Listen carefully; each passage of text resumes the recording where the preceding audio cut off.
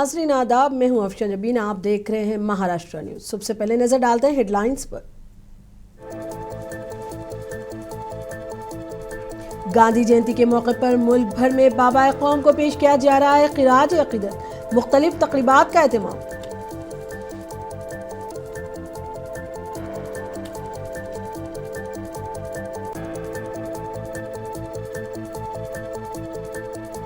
हमसाया ममालिक में पैदा होने वाला इंतशार हमारे लिए भी तशवीश का बाइस। आरएसएस सरबराह मोहन भागवत का बयान।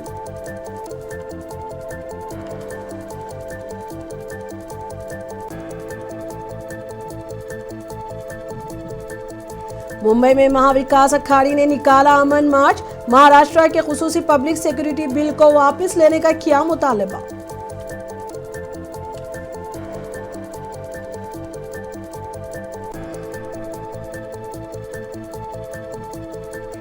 वक्त तरमीमी कानून है गैर आईनी। मुल्क भर में जारी रहेगी तहरीक। मुंबई में मुस्लिम पर्सनल लॉ बोर्ड की प्रेस कॉन्फ्रेंस।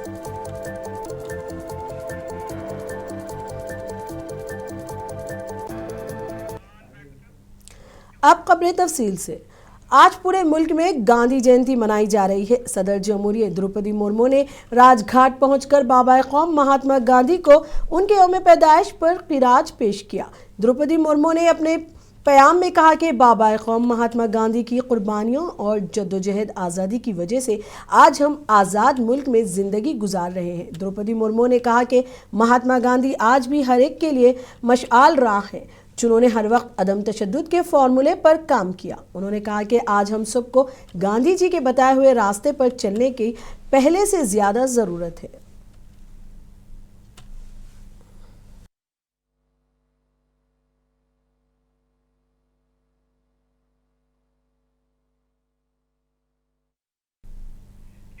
वज़ीर आज़म नरेंद्र मोदी ने राजघाट पहुंचकर महात्मा गांधी को खिराज अकीदत पेश किया। इस मौके पर लोकसभा स्पीकर ओम बिरला और मरकजी वजीर मनोहर लाल खट्टर, दिल्ली की चीफ मिनिस्टर रेखा गुप्ता और दीगर मौजूद थे। क़ब्ल अज़ीं वज़ीर आज़म ने एक ट्वीट के जरिए बाबा कौम को अमन, सादगी और अखलाकी ताकत के आलमी आइकॉन के तौर पर याद किया। वज़ीर आज़म ने कहा कि गांधी जयंती प्यारे बापू की गैर मामूली ज़िंदगी को खिराज अकीदत पेश करने के बारे में है, जिनके नज़रियात ने इंसानी तारीख के धारे को बदल दिया। इस दौरान नरेंद्र मोदी ने साबिक़ वज़ीर आज़म लाल बहादुर शास्त्री को भी उनके यौम पैदाइश पर विजय घाट पर खिराज अकीदत पेश किया।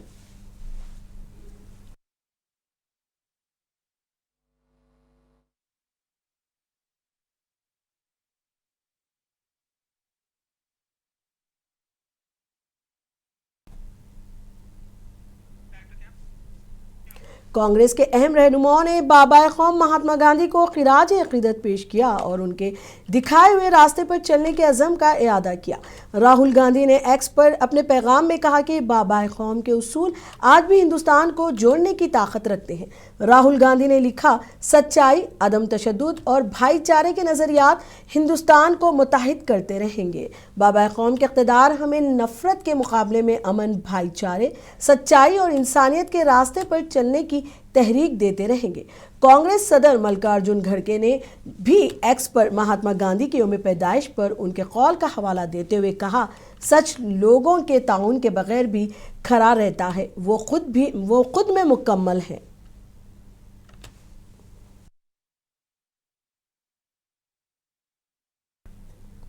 वज़ीर दिफा राजनाथ सिंह ने सर क्रिक इलाके की तरफ किसी भी मुहिम जोई के खिलाफ पाकिस्तान को इंतबाह दिया। गुजरात के सरहदी शहर भुज के करीब एक फौजी अड्डे पर दशहरा के मौके पर राजनाथ सिंह ने कहा कि हिंदुस्तान की तरफ से सख्त जवाब दिया जाएगा। वज़ीर दिफा ने कहा, सर क्रिक के इलाके में पाकिस्तान की तरफ से किसी भी जारियत का भरपूर जवाब दिया जाएगा, जो तारीख और जोग्राफिया दोनों को बदल देगा।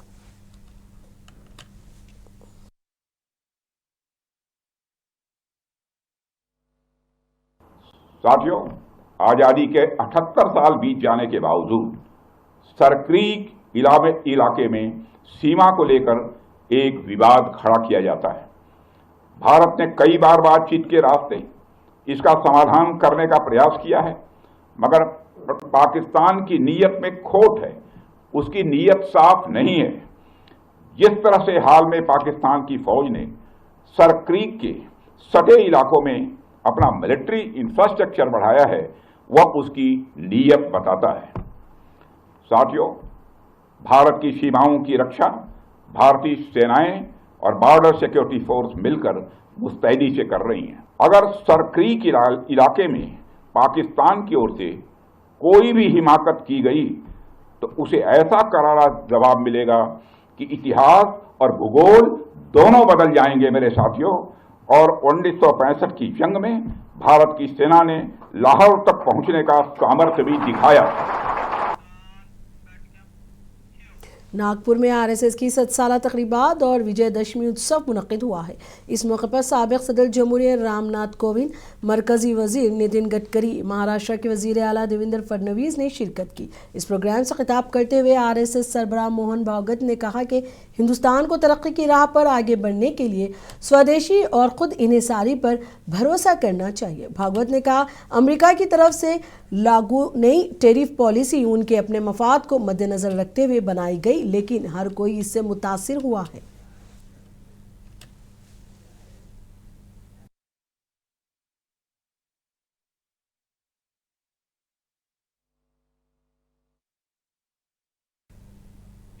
आरएसएस के सरबराह मोहन भागवत ने कहा कि हमारे हमसाया ममालिक में पैदा होने वाला इंतशार और अदम इस्तेहकाम हमारे लिए भी तशवीश का बाइस है, क्योंकि हम तारीखी और सकाफती रिश्तों से जुड़े हुए हैं। उन्होंने कहा कि साइंस और टेक्नोलॉजी में तरक्की और दुनिया के एक दूसरे से करीब आने के बावजूद तेज़ रफ्तार तब्दीलियों ने माशरों में कई मसाइल पैदा किए हैं, जिनमें तनाज़ात, माहौलियाती बहरान, ख़ानदानी निज़ाम की कमज़ोरी, तशद्दुद और नाइंसाफ़ी शामिल हैं। इन मसाइल ने कई माशरों में अफरा तफरी और बेचैनी को जन्म दिया है। मोहन भागवत ने इस मौके पर कहा कि आज दुनिया चैलेंजेस के हल के लिए भारत की तरफ देख रही है।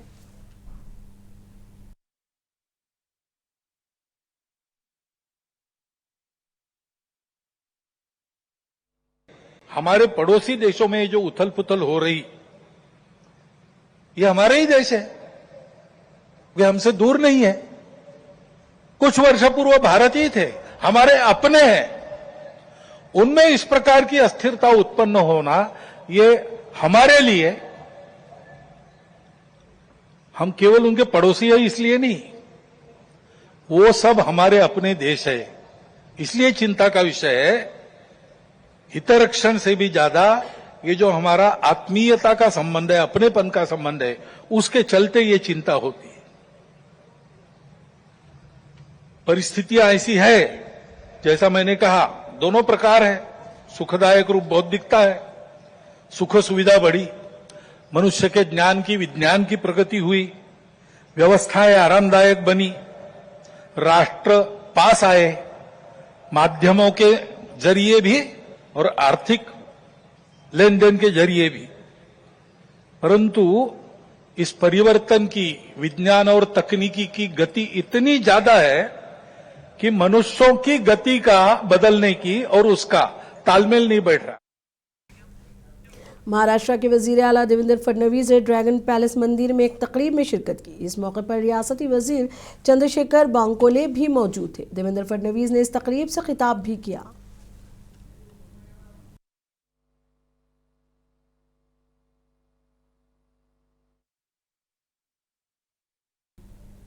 मुंबई में महाविकास अखाड़ी के लीडरों ने बाबा साहेब अम्बेडकर के मुजस्सिमे से महात्मा गांधी के मुजस्सिमे तक महायुति हुकूमत के खिलाफ अमन मार्च निकाला। इस मौके पर महाराष्ट्र के खुसूसी पब्लिक सिक्योरिटी बिल को वापस लेने का मुतालबा किया गया। शिवसेना यूपीटी लीडर सचिन ने इस मौके पर कहा कि लद्दाख में जो कुछ हुआ वो इस बात की अलामत है कि आइन की हुदूद में रहते हुए हमारे बोलने के हक को रोका जा रहा है। यूट्यूबर पर पाबंदियां लगाई जा रही हैं। उन्होंने कहा कि जमहूरियत को दबाने की कोशिश की जा रही है।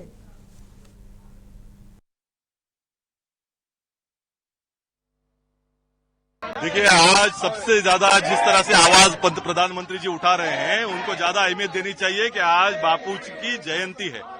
2 अक्टूबर ये पूरे देश भर में नहीं, पूरे विश्व भर में मनाया जाता है। वो गांधी जी के विचारों से चलना, ये वो सीख होनी चाहिए। आरएसएस की सीख लेकर ये इस देश को नहीं चला सकते। और इसीलिए आज गांधी जी की जयंती के उपलक्ष्य में हमने एक संविधान की याद में, जिसके ऊपर आज आक्रमण किया जा रहा है, बाबा साहब अम्बेडकर जी के पुतले के सामने से, वहां से ये शांति यात्रा निकली है, गांधी जी के चरणों पर जाएगी। के लद्दाख में जो घटना हुई है, इसकी ये पहल और ये शुरू है कि संविधान को के दायरे में रहकर जो हमको बोलने का अधिकार है वो रोका जा रहा है। यूट्यूबर्स को भी बंदी लाई जा रही है। ट्विटर के ऊपर जिन्होंने अगर पोस्ट जो की है उसके रिपोस्ट की होगी तो वो लोगों को भी 10-10, 15-15 दिनों की जेल दी जा रही है। तो मुझे लगता है लोकशाही को आवाज रोकने का काम कर रहे हैं। चला आज जो है दशहरा है और इस समय में हम देख रहे हैं कि जिस सरकार, महाराष्ट्र की सरकार यहाँ पे है, वो पूरी तरह से जो है वो जन सुरक्षा विधेयक के माध्यम से जो है ये पूरा जो रुकन पार्लियामेंट अशोक चौहान ने नांदेड़ शहर के नशीबी इलाकों में हर साल पैदा होने वाली सैलाबी सूरत हाल पर मुस्तकिल काबू पाने और बारिश के पानी की मौसर निकासी के लिए नांदेड़ वागला म्यूनिसिपल कॉरपोरेशन को 100 करोड़ रुपए का फंड जारी करने का मुतालबा किया है। अशोक चौहान ने वजीर आला को एक खत लिखकर बारिश के बाद शहर में पैदा होने वाली संगीन सूरत हाल की तफसील पेश की है। अशोक चौहान ने अपने मकतूब में वाज़ेह किया है कि शहरियों की हिफाजत और शहर में बारिश के पानी के मुस्तकिल इंतज़ाम के लिए फौरी तौर पर ठोस और पायदार इक़दाम किए जाना ज़रूरी है।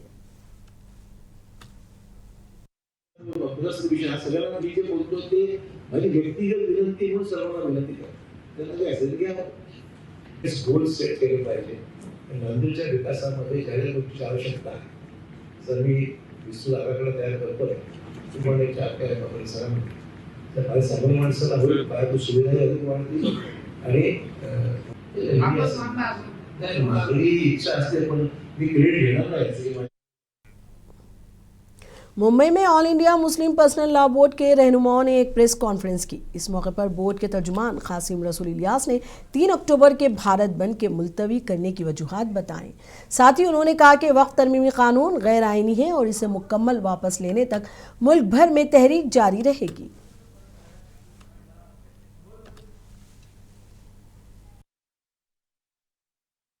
हमारा जो बंद वक्त का ऐलान था वो अभी स्थगित किया गया है, अभी पोस्टपोन किया गया है, अभी इसको हमने आगे के लिए बढ़ाया है।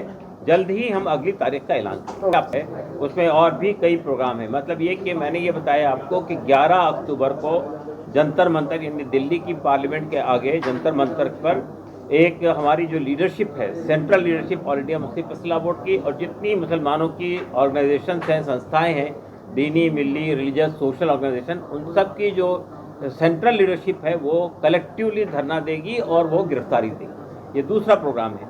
तीसरा बड़ा प्रोग्राम जो दिल्ली बेस्ड है वो ये है कि हमने दिल्ली के रामलीला मैदान पे 16 नवंबर को एक बहुत बड़ा जलसा रखा है जिसमें पूरे देश से लोगों को बुलाया है। वो जलसा भी आप जानते हैं कि हमारा 10 अप्रैल को एक बहुत बड़ा प्रोग्राम जंतर मंतर पे हुआ था जिसमें पार्लियामेंट की 22 अपोजिशन पार्टियों में से 40 मेंबर ऑफ पार्लियामेंट वहाँ आए थे और इसके अलावा बड़े बड़े समुदाय के लोग आए थे, सिख समुदाय के आए थे, क्रिश्चियन समुदाय के आए थे, हिंदू समुदाय से लोग आए थे और सब ने हमारे साथ में एक सॉलिडारिटी का फैसला किया था कि हम सब मिलकर इसके। All India Muslim personal law board के तर्जुमान कासिम रसूल इलियास ने कानपुर और बरेली वाक़यात पर सख्त तशवीश का इजहार किया। उन्होंने कहा कि जमहूरी मुल्क में यूपी के वजीर आला तानाशाही कर रहे हैं। इसमें हर धर्म के लोग हैं। पहली बात तो ये है कि आई लव मोहम्मद कहना कहीं से भी असंवैधानिक नहीं है, गैर कानूनी काम नहीं है। हमारा देश एक धार्मिक देश है, इसमें हर धर्म के लोग रहते हैं और हर धर्म की कोई ना कोई रिलीजियस पर्सनैलिटी होती है, उनकी मुक़द्दस शख्सियात होती है और हर आदमी अपनी मुक़द्दस शख्सियात से मोहब्बत करता है। तो आई लव मोहम्मद, अल्लाह के रसूल हज़रत मोहम्मद सल्लल्लाहु अलैहि वसल्लम पूरी इंसानियत के रहनुमा बनाकर भेजे गए थे। आपकी पूरी जीवनी लोगों के सामने है और सिर्फ मुसलमान नहीं है, बहुत सारे बुद्धिजीवी लोगों ने, बड़े लोगों ने मोहम्मद सल्लल्लाहु अलैहि वसल्लम की तारीफ़ की है, उनकी तौसीफ़ की है, उनके बारे में बड़े अच्छे शब्दों का इस्तेमाल किया है। तो मेरे ख्याल से ये जो योगी साहब की हुकूमत के अंदर आई लव मोहम्मद कहने पर जो आपत्ति जताई जा रही है, जिस तरह उनके खिलाफ कार्रवाइयाँ हो रही है, जिस तरह लोगों को अरेस्ट किया जा रहा है, ये बहुत ही गलत है, ये असंवैधानिक काम है जो हो रहा है। और जो ज़बान बोली जा रही है, वो चीफ मिनिस्टर ने जो ज़बान बोली, आपने हमें मौलाना से आप कह रहे थे ज़बान, लेकिन चीफ मिनिस्टर ने क्या कहा, ये मौलाना जानता नहीं कि यहाँ कौन रूल कर रहा है, ये कोई जबान है? आप चीफ मिनिस्टर है, आप तानाशाह नहीं है, आप डिक्टेटर नहीं है। और मैं जहन्नुम में भेज दूंगा, मैं खड़ा हूँ जहन्नुम के उसके ऊपर मैं वहाँ भेज दूंगा, ये कौन सी जबान है भाई? ऐसा लग रहा है कि कोई सड़क छाप आदमी इस तरह की बात कह रहा है।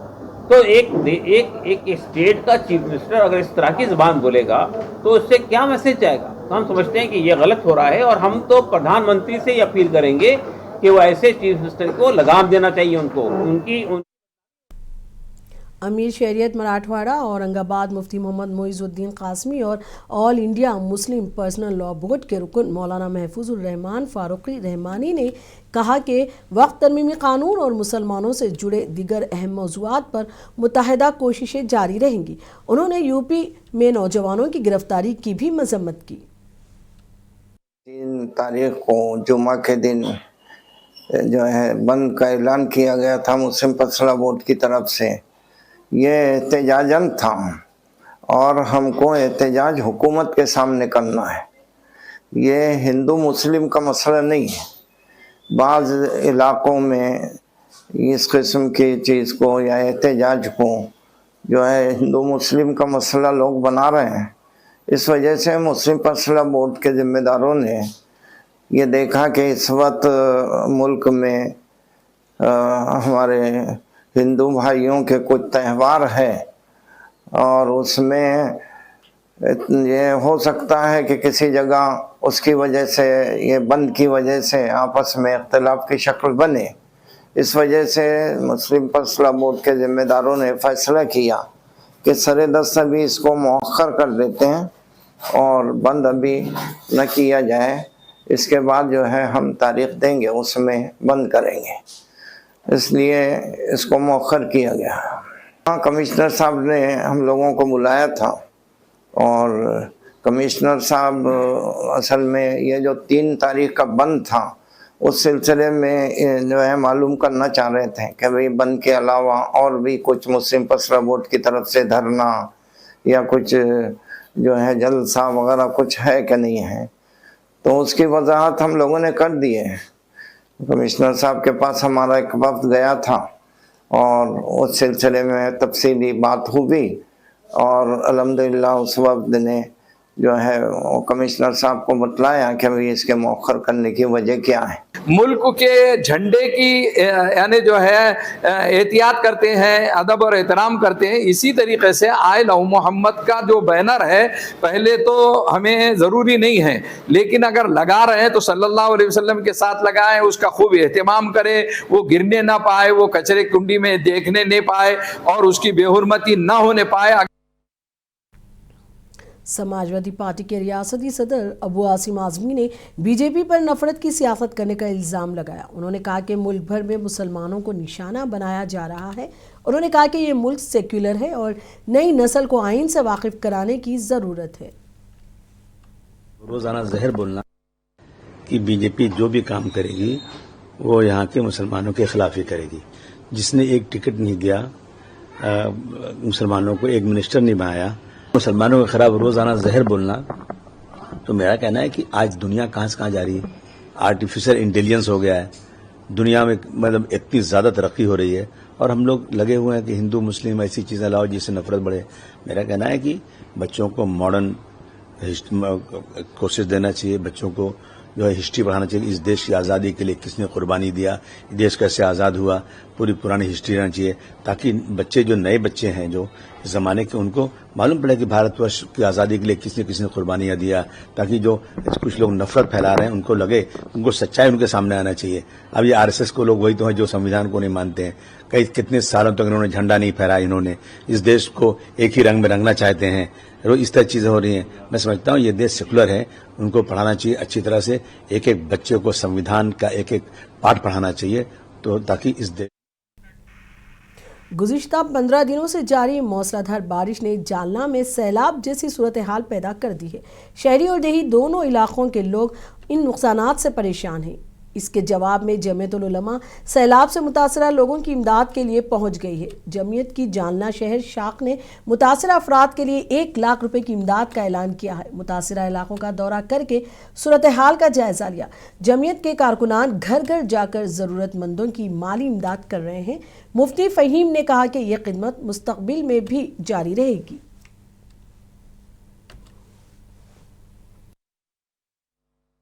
गुज़िश्ता दिनों जालना शहर में बारिश की वजह से जो लोगों का नुकसान हुआ, जमीयत उलमा शहर जालना के जिम्मेदारान ने सबसे पहले नुकसानज़दा महलों का दौरा किया, लोगों को तसल्ली दी और आज 1 अक्टूबर 2025 बरोज़ बुध को जमीयत उलमा शहर जालना के हेड ऑफिस बड़ी मस्जिद कपड़ा बाज़ार में इन मुस्तहिक़ीन को बुलाया गया और उनका जैसा नुकसान हुआ था उसकी भरपाई जितनी ज़्यादा ज़रूरी थी उसके बक़दर उनको रकम दी गई। जमीयत उलमा शहर जालना की मजलिस आमिला ने बाढ़ पीड़ितों के लिए 1 लाख रुपये का बजट मुख्तस किया था, जिसमें से 12 लोगों को आज बड़ी मस्जिद कपड़ा बाजार में बुलाकर जुज़वी इमदाद दी गई और बाकी जो माजूर ज़ईफ लोग हैं उनको घरों पर ले जाकर जमीयत उलमा की जिम्मेदारी। धनगर बिरादरी को एसटी के जुमरे में शामिल करने का मुतालबा करते हुए दीपक बोराडे गुज़िश्ता 15 दिनों से भूख हड़ताल पर हैं। दीपक की हिमायत में धनकर बिरादरी के लोगों ने रियासत भर में सड़क ब्लॉक करके एहतजाज किया। जालना में रोड ब्लॉक की गई जिसकी वजह से ट्रैफिक की आमदोरफ्त में खलल पड़ा। मुजाहिरीन ने कहा कि अगर मांगे पूरी नहीं की वो शदीद एहतजाज करेंगे।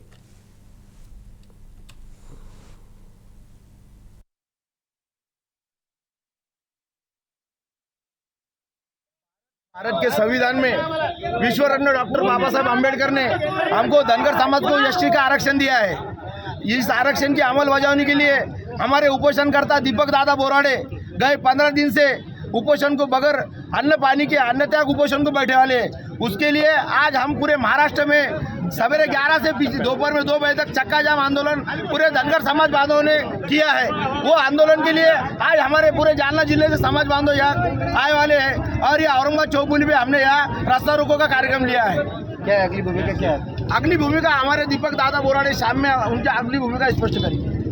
दीपक बोराडे अगली भूमिका शाम जाहिर करने आ रहे हैं। इसके बाद में जो निर्णय लिया जाएगा उस प्रकार आंदोलन आगे शुरू रहेगा। ऐसी भूमिका आंदोलन ली है। नाजिम मनियार, मुंसिफ टीवी। भिवंडी तालुका के मंजली में एक इमारत की पहली मंजिल पर आग लगने का वाकया पेश आया जिससे लोगों में खौफ व हरास फैल गया था। आग लगने से नोटबुक बनाने वाली एक कंपनी के लाखों रुपए मालियत के कागजात और नोटबुक जलकर खाकिस्तर हो गए। इस वाकये में किसी जानी नुकसान की इत्तला नहीं है।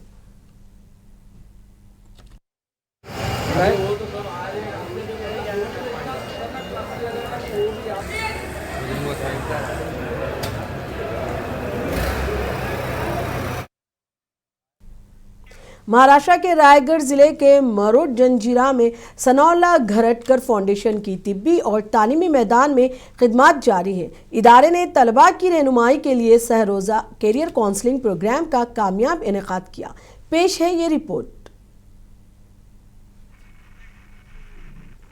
सनाउल्लाह घरटकर फाउंडेशन की जानिब से रायगढ़ जिले के मरोड़ में वाक़ अंजुमन इस्लाम जंजीरा हाई स्कूल व जूनियर कॉलेज में सहरोज़ा कैरियर काउंसलिंग प्रोग्राम मुनक़िद किया गया, जिसमें माहिरीन तालीम की खिदमत हासिल की गई। एहसान, सैद वैशाली वैद और सईद कारोबारी ने तलबा की बेहतरीन अंदाज में रहनुमाई की। इस मौके पर 350 तलबा का सलाहियती टेस्ट भी लिया गया। टेस्ट के नतीजे आने के बाद तलबा की उनके वालिदैन के साथ इनफरादी काउंसलिंग की जाएगी। इस मौके पर तलबा ने उनकी रहनुमाई करने पर फाउंडेशन से इजहार तशक्कुर किया। I am thankful to Dr. Sanaullah Gharatkar and Dr. Sanaullah Gharatkar Foundation for organizing the program, and I am also thankful to the President, Mr. Rashid Umar Fahim, for organizing the program. जिसका फ़ायदा हमें मुस्तकबिल में यकीनन होगा।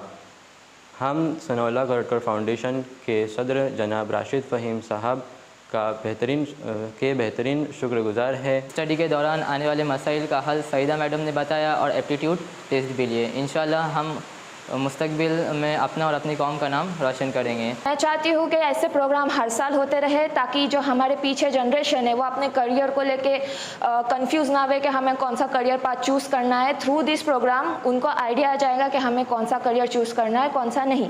And lastly I am very thankful to Sanaullah Gharatkar foundation that they have conducts a great programme for us and thank you. Foundation के सदर राशिद फ़हीम ने कहा कि यह सिलसिला यहीं ख़त्म नहीं होगा, बल्कि इलाके के सभी असातिज़ा के लिए तालीमी वर्कशॉप भी लिया जाएगा ताकि वो नई टेक्नोलॉजी का इस्तेमाल करके दर्स व तदरीस के फ़राइज़ अंजाम दे सकें। फाउंडेशन के बानी सनाउल्लाह खरटकर ने कहा कि अक्सर वालिदैन और तलबा तालीम के मैदान में दस्तियाब मौक़े से नावाकिफ़ हैं। ना तो वालिदैन बच्चे की ज़हनी सलाहियतों का मुताला करते हैं और ना ही बच्चा अपना तज्ज़िया करता है कि वो तालीम के किस मैदान में बेहतर कारकर्दगी का मुज़ाहरा कर सकता है। वो डॉक्टर या इंजीनियर के ऑप्शन से बाहर निकलकर तालीम के वसी मौक़े की तरफ तवज्जो नहीं देते। सनाउल्लाह खरटकर ने कहा कि वालिदैन नहीं जानते कि अल्लाह ताला ने उनके बच्चे के अंदर किस इल्म का हुसूल की सलाहियत रखी है और माशी हुसूल के लिए किस ज़रिए को उनका मुक़द्दर बनाया है। वो मेडिकल या इंजीनियरिंग में बच्चे का मुस्तकबिल तलाश करते हुए, जबकि मुमकिन है कि अल्लाह ने उनकी फितरत किसी और मैदान में कमालात दिखाने और बुलंदी को छूने का हुनर रखा हो।